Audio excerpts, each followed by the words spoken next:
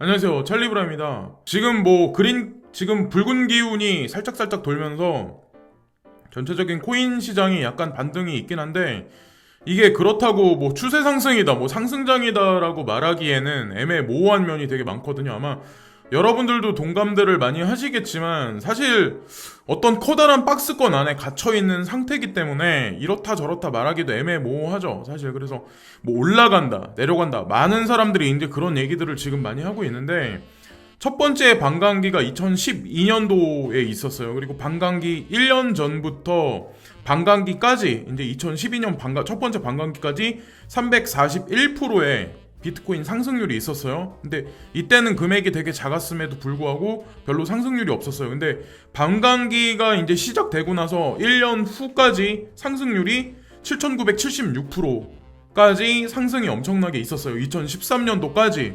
자, 이거를 예를 들어서 이제 말씀드리고, 도래하는 반감기가 5월달 초에 있죠. 그거를 이제 보시면서 포텐셜을 약간 큰 관점으로 우리가 접근해야 된다고 이제 전 생각을 해서 오늘도 이 영상을 말씀드리는 건데, 그리고 두 번째 반감기가 제가 이제 처음에 암호화폐 시장에 들어왔을 때 2016년도 초반에 들어왔는데, 이게 지금도 기억하는데 2016년도 7월달에 반감기가 있었거든요. 그래서 그 1년 전에 2015년도부터 2016년도까지는 111%밖에 상승을 안 했어요.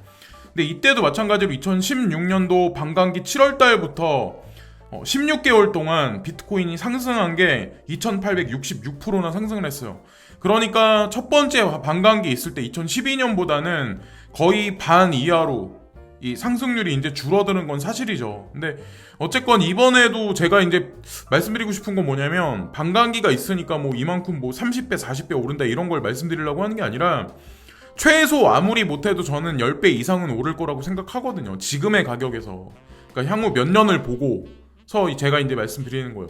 최소한 아무리 못해도 1억 이상은 갈 거다라는 생각을 하는데, 제가 2016년도 초에 이제 투자를 진행을 했었고, 2017년도 2월달인가, 지금도 기억하는데 2월달인가 3월달인가 봄 되기 전에, 그때 친구한테 이제 갑자기 연락이 와가지고 뭐 술 한잔 뭐 사준다고 그래가지고, 제가 이제 나가서 제가 뭐 계산은 제가 했죠. 뭐 그러면서 이제 코인에 관해서 제가 친구한테 뭐 추천한 게 돈 500만 한번 사봐, 사보라고 제가 추천했었을 때가 아마 비트코인이 100만 원 조금 넘었을 때였을 거예요. 제가 지금도 이제 기억을 하는데, 근데 어쨌건 그러고 나서 어떤 일이 있었냐면, 몇 개월이 지난 후에 급격하게 막 갑자기 이더리움도 그렇고, 그리고 나서 막 상승을 막 몇 개월 동안 하는데, 그리고 나서 그 두 친구 중에 한 친구한테 저한테 연락이 왔었어요. 그리고 나서 코인을 샀는지 안 샀는지 모르겠는데, 어쨌건 대부분의 사람들이 코인이 오르면 관심을 되게 많이 갖는다는 거죠. 근데 애석하게도 제가 그때 친구들한테 말했을 시점에는 친구들이 이 코인을 산 친구는 단 한 명도 없었어요. 근데 지금은 모르겠어요. 관심을 그 친구들이 갖는지 안 갖는지 모르겠지만, 어쨌든 큰 관점으로 접근을 우리가 하면 분명히 이득은 분명히 버실 수 있다는 거고, 자, 지금서부터 정확히 9년 전에 비트코인이 1달러였다. 이게 오늘 제가 보니까 트위터상에 사람들이 이 얘기를 하고 있더라고요. 레딧이라고 해가지고 다음에도 보면 커뮤니티 사이트 같은 게 있잖아요. 근데 걔네 미국 애들한테는 레딧이 이제 뭐 다음 카페 그런 거 비슷한 거거든요. 근데 거기서 사람들이 막 이런 거에 관한 얘기를 막 한대요. 9년 전에 1달러였다. 이거를 투자한 사람하고 안 한 사람하고 인생 자체가 갈리겠죠. 그러니까 지금도 알고 보면 뭐 1,000만 원이 넘어서 뭐 이렇게 저 비리비리하게 지금 장세가 있긴 한데, 투자해가지고 향후에 뭐 수익을 내가 1억 이상 거두겠다라고 하는 사람은 베팅을 하는 거고, 내가 보는 눈이 만약에 틀렸다, 그리고 나는 여기 투자할 자신이 없다라고 생각하는 사람은 과감하게 그냥 안 하는 게 낫다고 판단하거든요. 어쨌든 10년 전에는, 정확히 9년 전에는 비트코인이 1달러였던 시절이 분명히 있었다. 지금까지 이 상승률이 얼마나 많이 있었어요. 자, 차트적인 분석으로 가면 비트코인에 관해서 어떤 사람이 그런 얘기를 하거든요. 지금 파란색 네모 지금 박스가 두 개가 보이는데, 왼쪽에 있는 거 오른쪽에 있는 거 지금 보이는데, 왼쪽에 있는 거 같이 오른쪽에서 이런 형세가 나올 가능성이 되게 많다. 이 사람이 이제 그렇게 얘기를 하거든요. 9,687달러 까진 한 번 더 떨어졌다 반등할 것 같다라는 얘기를 해요. 그러니까 뭐 사실 진폭이 많이 없는 거죠. 어쨌건 이건 제가 봤을 때 그냥 의미 있는 차트는 아니고, 그리고 또 하나 이제 전 세계 어떤 그 경제 상황, 향후 이제 무역 수지나 아니면 뭐 주식 시장에 관해서 우리가 예측할 수 있는 게, 예전에도 이제 제 방송에서 간간히 말씀드린 적이 있는데 발틱 운임 지수라고 있어요. 근데 여기 보시면 오른쪽 밑에 끝에 박스가 하나 보이시죠? 여기에 보면 500이라고 써 있죠. 이걸 1000을 기준으로 해서 1000 위로 올라갔을 때는 경기가 호전될 거다라는 걸 뜻하는데, 지금 같은 경우는 500 이하라는 얘기는 사실상 향후 몇 개월간에는 경기가 안 좋을 거다, 주식시장도 그렇게 썩 좋진 않을 거다라는 거를 우리가 이 발틱 운임지수로 보면 알 수 있거든요. 그래서 전 세계 경제가 어두워질 가능성이 되게 농후하다. 이게 발틱 운임지수로 인해서 석유, 석탄, 철광석의 이동이 지금보다는 많이 하향할 가능성이 많다는 걸 우리가 짐작할 수 있고, 유럽 경제 같은 경우도 지금 썩 좋지 않게 흘러갈 가능성이 되게 많다라고 우리가 어느 정도는 예측할 수 있죠. 근데 사실상 주식시장하고 아시죠? 주식시장하고 암호화폐하고 디커플링 장세로 거꾸로 간다는 건 아마 이미 여러분들 다 인지하실 거예요. 그래서 향후 우리가 한번 기대를 한번 해보자라는 의미에서 한번 또 준비를 해봤고, 자, 이 차트를 준비한 사람은 뭐라고 얘기하냐면, 다 여러분들도 아마 똑같은 얘기를 하겠죠. 이 사람들 마찬가지로 이제 똑같은 얘기를 하는데, 박스가 하나 보여요. 빨간색으로 이제 가로로 박스 2개의 줄이 보이는데, 딱 어떻게 보면 되게 작은 박스거든요. 근데 이 사람도 마찬가지야. 1222달러까지 올라가서 지지나 횡보나 여기서 가파르게 못 오르면 여기서 급락할 가능성이 되게 농후하다, 이 얘기를 하는 거죠. 그러니까 누구나가 다 이 얘기는 다 똑같이 지금 하고 있어요. 뭐 내려갔다 올라간다, 아니면 올라가는데 지지 못하면 떨어질 거다. 사실 이거는 뭐 견해라고 말하기에도 애매모호하죠. 어쨌건 지금 이 차트 몇 가지를 이제 보여드리면서 그냥 대부분의 차트들이 지금 말하는 거에 관해서 그냥 말씀드리는 거고, 어떤 분이 이제 저한테 지캐시를 사셔가지고 손해를 좀 보셨나봐요. 왜 익명성 코인을 왜 제 방송에서 언급을 해서 뭐 본인이 손해를 봤다 이렇게 말씀하시는데, 저는 사라고 제가 말씀드린 적도 없고, 제가 이 지캐시 측이나 그레이스케일 자산운용사에 나와 있는 포트폴리오에 나와 있는 코인사나 그레이스케일한테 단돈 1달러 한 번 받은 적이 없어. 네?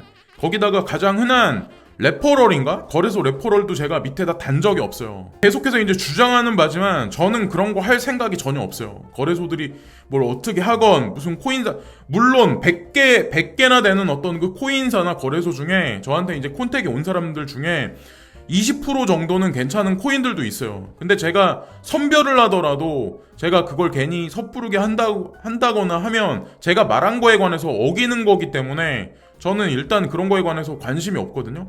근데 그 사람이 이제 저를 블레임 하더라고요.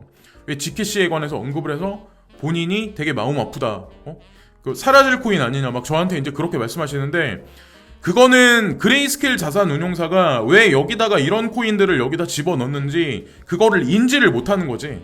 그러니까 그레이스케일 자산운용사가 뭐하는 회사인지도 모르니까 저한테 이제 그런 얘기를 하겠죠.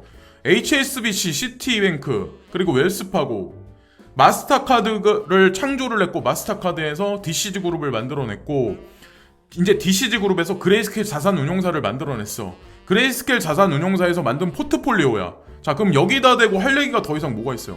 거기다가 나스닥도 DCG그룹에 투자를 했어. DCG그룹은 그리고 나스닥에 투자를 받은 만큼 미국 정부기관하고도 사실 끈끈한 연결고리가 분명히 있다는 거를 알아야 된다는 거죠. 제가 이런 거를 강조해서 말을 하는 거는, 저는 누구한테도 1달러 받은 적도 없고, 이 사람들은 제가 누군지도 몰라요. 먼지와도 같은 존재인데 저를 어떻게 알겠어요. 수조 달러를 굴리는 사람들인데, 이 사람들이. 거기다가 더 웃긴 거는 그레이스케일 자산운용사는 이 미국 증권거래위원회에다 주기적으로 이 보고서를 제출하는 사람들이에요. 이 보고서가 뭐냐면 암호화폐 생태계 전반에 관해서 연구하고 분석해가지고 그걸 미국 증권거래위원회에다가 그걸 제출하는 사람들이야. 그럼 여기다 대고 할 얘기가 뭐가 있어요? 그레이스케일 자산운용사에 대고. 얘네가 선택한 코인인데 일반 개인들이 그게 뭐 좋은 코인이다 나쁜 코인이다 그거를 판별하는 게, 그게 개인의 기준으로 이 사람들을 능가할 수 있을 것 같으세요? 제가 그러니까 안전하다고 판단하니까 제 방송에서도 말을 드린 거야. 근데 더 웃긴 거는 그런 부류가 어떤 사람들이냐면, 연구나 분석도 없이 투자하는 사람들, 그리고 가격이 급등하고 매스컴에서 선동하면 투자하는 부류들 있죠. 생각 없이 사는 사람들, 그런 사람들이 아마 대부분일 거라고 저는 이제 생각을 하거든요. 자, 예전에 이제 그것이 알고 싶다 막 이렇게 뛰어들고 가격 막 올랐을 때 있죠. 그때 사람들이 막 개미떼처럼 막 달려들었을 거야. 근데 그러지는 말자라고 이제 제가 말씀드리는 거예요. 어떤 실례가 있냐면, 제가 이제 한 가지만 또 말씀드릴까요? 요즘에 뭐 금이 오르네 어쩌니 저쩌니 뭐 안전자산이 어쩌니 저쩌니 막 매스컴에서 막 떠드니까 사람들이 이제 금 투자해야 된다, 비트코인 버려야 된다라고 말하는 사람 아마 되게 많을 거예요. 제가 진짜 실질적인 거 하나만 말씀드릴까요? 제가 금은시장에서 암호화폐로 왔을 때 가격을 제가 똑같이 보여드릴게요. 2016년도 초에 어떤 일이 있었냐면 금 가격이 1118달러였어요. 그때 조사해보시면 아마 나올 거야. 그리고 비트코인이 415달러인가 그랬어요. 이게 50만 원이 채 안 됐었어요. 제가 만약에 금은 투자를 지금까지 하고 있었으면 물론 이득은 받겠지. 그러나 비트코인에 투자한 것만큼 많은 이득은 아마 못 봤을 거예요. 피터 시프트라는 사람이 그런 얘기를 하죠. 비트코인이 3,000달러를 찍을 거다. 근데 그 전에 금이 3,000달러까지 올라갈 거다라는 얘기를 하는 거죠. 요즘에 금이 막 이렇게 주식시장이 막 스테이블하지 못하니까 금 가격이 안전자산의 어떻게 보면 대표적인 왕관을 쓰고 있으니까 아직까지는 이 사람이 나와서 이럴 때마다 이런 얘기를 하죠. 근데 연방준비은행의 확장통화 정책은 꾸준히 달러 가치를 떨어뜨립니다. 향후 경제 사정이 안 좋아서 금리 인하를 이제 7월달 말 정도에 이제 발표를 하면서 액션을 취하는 게 7월달 말 정도 될 거라고 이제 제가 말씀드렸잖아요. 5월달에 발표를 하고 그러면 분명히 달러 값어치는 떨어질 수밖에 없어요. 위스키에다가 물을 타고 얼음을 더 거기다 집어넣으면 그럼 당연히 금도 오르긴 하겠죠. 근데 더 많이 상승 확률이 높은 건 저는 비트코인이라고 생각하는 이유가 왜 그러냐면 금과 BTC가 지금 이런 상황에서는 동조돼서 같이 커플링으로 움직인다. 사람들 인식에는 안전자산이라는 게 살짝살짝인데 막 드리워지고 막 이러는데, 그러나 가장 중요한 건 뭐냐면 주류 금융인들이 4차 산업혁명 도래에서는 무형자산에 힘을 실어줄 가능성이 되게 높다는 거죠. 또 그것을 또 준비 중이고, 그 실예가 뭐냐면 비트코인 ETF라고 저는 이제 생각을 하는 거죠. 왜냐, 이 사람들이 만약에 이 장세를 결국 올려주지 않을 거라고 판단했으면 이 제도권 수용에 관해서 결국에는 저는 수용 안 할 거라고 생각하거든요. 그리고 세금에 관해서 준비하는 것도 사실은 그런 어떤 대규모적인 시세 상승이나 간접 투자 상품을 준비하기 위한 하나의 제도적 장치를 마련하는 거지, 그거를 디스하는 건 전 부정적인 견해를 어필하는 건 아니라고 생각하거든요. 거기다가 비트코인 ETF까지 왜 계속해서 주류 언론에서 주기적으로 왜 번복을 하냐. 결국에는 비트코인 ETF를 승인을 분명히 해줄 거예요. 어느 시점이 가면. 저 이제 그런 생각을 하거든요. 지금 뭐 우리가 만질 수 있고 볼 수 있는 문서가 없는 건 사실이야. 그러나 이런 것들이 실질적으로 우리가 지면상에 나와서 매스컴에서 비트코인 ETF가 어쩌느니 뭐 국민은행에서 어떻게 하네, 신한은행에서 이런 간접 투자 상품이 나왔네 이러면 그때는 이미 지금과 같은 가격이 절대로 될 수가 없다는 거죠. 네. 그러니까 사람들이 부정하고 막 그럴 때가 사실은 투자해야 될 시점일 수도 있다는 거죠. 예전에 이제 뭐 가격이 쌀 때 들어왔던 사람들이 있을 때 같이. 그리고 또 하나 이제 제가 중요한 걸 하나 말씀드릴 수 있는데, 제가 보는 눈을 그대로 말씀드린 거, 저는 암호자산 시장이 분명히 잘 될 거라고 생각을 했었고, 소프트뱅크에서 하는 여러 가지 어떤 그 사업적인 측면도 분명히 잘 될 거라고 생각하는데, 향간에는 그런 얘기가 되게 많았죠. 쿠팡이 지금에는 뭐 조금 이제 반등 장세가 있고, 뭐 매일매일 솔드아웃 돼가지고 모든 상품이 뭐 일시 품절되고 막 이러는데, 저는 앞으로는 진짜 더 많이 득세할 거라고 생각을 하거든요. 그런 이유가 왜 그러냐면, 자, 여기 그 결과물이 하나둘씩 나오기 시작을 해요. 미국 세 번째 통신공룡 몸값 더 오를 것, 소프트뱅크 밑빠진 독에 물 붓기라고 많은 사람들이 작년 한 해는 엄청나게 많이 떠들었어요. 우버, 그랩이나 이런 것들, 뭐 보스턴 다이내믹사, 뭐 그런 여러 가지 어떤 그 사업체들이 결국에는 다 무용지물이 될 거다. 근데 여기 보시면 아시겠지만 미 통신 3강 시대 여는 T모바일 스프린트 합병 촉 읽기, 사실은 이게 승인이 났긴 했거든요. 근데 이게 어떤 일이 있었냐면 합병 후에 미국 통신사 시가총액을 보시면 AT&T사 1위고 버라이즌이 2위예요. 3위로 있는 데가 3, 4위가 원래는 T모바일하고 스프린트인데 이거를 이제 소프트뱅크 손정희 회장이 이거를 뭉치죠. 두 회사를 이제 뭉쳐가지고 미국 통신사 최근 6개월 주가 등락률 및 시가총액을 보시면 버라이즌 2.5%, AT&T가 8.9% 상승할 때 T모바일은 26.7% 상승했고 스프린트사는 46.3% 상승했어요. 근데 더 웃긴 거는 소프트뱅크 손정희 회장이 움직이는 그 비하인드에 있는 5G하고 연결되어 있는 여러 가지 사업체들이 있거든요. 그거는 결국에 우버하고 그랩이나 아니면 뭐 지금 나와 있는 T모바일 스프린트사 그 외에 보스턴 다이내믹사 그 여러 개의 회사들이 결국엔 5G망을 통해서 다 연결이 돼서 움직이기 시작하면 저는 궁극에는 AT&T사나 버라이즌을 능가하는 회사가 하나의 또 다른 통신사가 분명히 탄생할 거라고 생각을 하거든요. 그래서 암호화폐를 제가 바라보는 눈, 그리고 소프트뱅크가 어떻게 움직이는지에 관해서 제가 바라보는 눈이 저는 틀리다고 생각하진 않아요. 네, 지금도 뭐 비리비리해서 폭락할 가능성이 있긴 하지만 어쨌건 뭐 올라갈지 떨어질지 딱 중간다리에 있기 때문에 제가 뭐라고 딱 그거에 관해서는 뭐 단기적으로 말씀드리기는 애매모호한 상황이긴 하지만 어쨌건 장투하셔서 제가 봤을 때 암호화폐가 나쁘지는 않을 거라고 확신합니다. 오늘도 이런저런 뭐 말씀을 드렸는데 디테일하게 제가 뭐 조사해가지고 뭐 올라갈 거야 이런 말씀을 못 드려서 죄송하네요.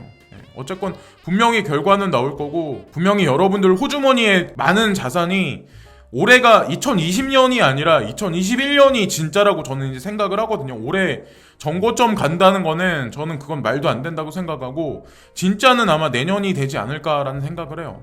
특히나 이제 알트코인들한테는.